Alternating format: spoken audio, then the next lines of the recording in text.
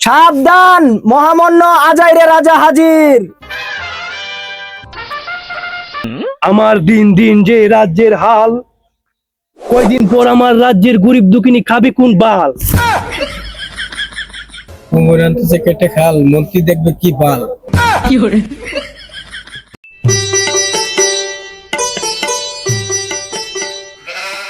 সাবধান, মহামান্য আজাইরে রাজা হাজির।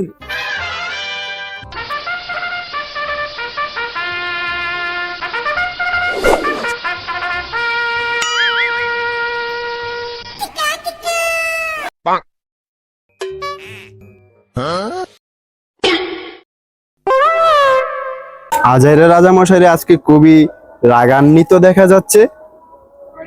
কি হয়েছে রাজামশাই? মনে হয় রাজা রানী পালাইছে। খামোশ! আমার রানী কেন পালাবে? আমি তো চিন্তা করছি অন্য কিছু। আমার দিন দিন যে রাজ্যের হাল, কয়দিন পর আমার রাজ্যের গরিব দুঃখিনী খাবে কোন বাল। দিন দিন বাংলাদেশের দ্রব্যমূল্য যে হারে বাড়ছে, সেনাপতি কি করা যায় বলতো? কুল কুল মহারাজ, শুনেছি বাংলাদেশের দ্রব্যমূল্যের দাম বাড়ার পিছনে আমাদের রাজ্যেরই কারো না কারো হাত রয়েছে। সুরের মা বড় গলা। কি বলো সেনাপতি? আমার দেশের দ্রব্যমূল্যের দাম বাড়ার পিছনে কি আমারই রাজ্যের মানুষের হাত রয়েছে? তাহলে তুমি তাকে শীঘ্রই ধরে তাকে কঠিনতম কঠিন শাস্তি দাও।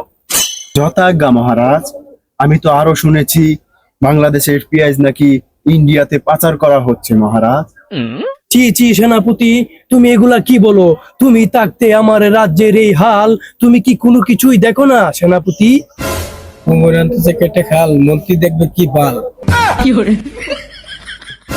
কি বলো সেনাপতি?